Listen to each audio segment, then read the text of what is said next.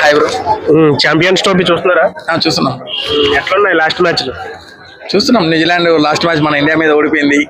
But అదే అంటే India మీద ఓడిపోయిందని మనం దాన్ని వీక్గా ఉందని చెప్పలేము. ఎందుకంటే వాళ్ళు ఇండియా మీద ధోని, కోహ్లీ సారథ్యంలో ఇండియా మీద గెలిచారు వాళ్ళు ఆపోజిట్. కానీ లాస్ట్ మూమెంట్లో వాళ్ళంత స్ట్రాంగ్గా ఏది ఉండదు. ఇండియా కొద్దిగా వాళ్ళతో టఫ్గానే ఉంటుంది. కానీ మన బౌలింగ్ బ్యాటింగ్ అన్నీ బాగున్నాయి కాబట్టి మనమే కొడతాం. సో ఎంటర్టైన్మెంట్ విషయంలో అటు పాకిస్తాన్ మ్యాచ్ కానీ న్యూజిలాండ్ మ్యాచ్ కానీ ఎంజాయ్ చేశారా? బాగా ఎంజాయ్ చేసామండి. సస్పెన్స్ అటు పాకిస్తాన్తో ఏం పెద్ద సస్పెన్స్ లేదు. ఏమంటే ఖచ్చితంగా మన వాళ్ళు కొట్టేస్తారు అనుకున్నాం. కానీ రీసెంట్గా మన న్యూజిలాండ్ మ్యాచ్ కొద్దిగా సస్పెన్స్ వచ్చింది.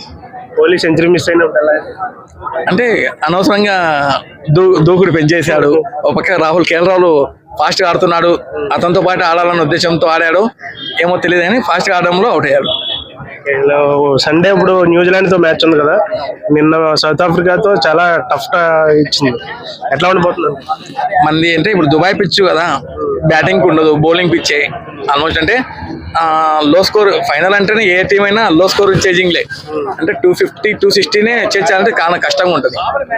అక్కడ మనకి ఇప్పుడు మ్యాచ్ విన్నర్ ఎవరు అవుతారో తెలియదు కానీ ఖచ్చితంగా ఒకడైతే మ్యాచ్ విన్నర్ అవుతారు మన ఇండియా మ్యాచ్. అయితే ఇండియా మీద అంత స్కోర్ చేసే ఛాన్స్ ఉందంటారా? లేదండి, ఫస్ట్ బ్యాటింగ్ చేస్తే 240, 260 లోపలనే.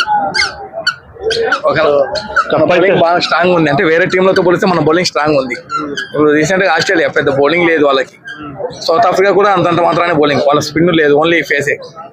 న్యూజిలాండ్ వాళ్ళు ఏంటంటే మన ఏ టీం అయినా మన ఇండియా స్పిన్నర్లను ఆడాలంటే చాలా కష్టము. దానితో వరుణ్ చక్రవర్తి మిస్టర్ స్పిన్నర్. సో ఇప్పుడున్న వాళ్ళలో బ్యాటింగ్ లో ఎవరు టాప్ లో ఉన్నారు? బౌలర్స్ బ్యాటింగ్ లో కోహ్లీ ఉన్నారు, ప్లస్ శ్రేయస్ అయ్యారు ఇద్దరు.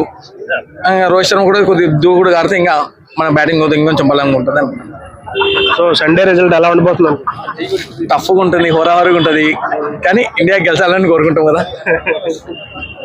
Okay bro, thank you.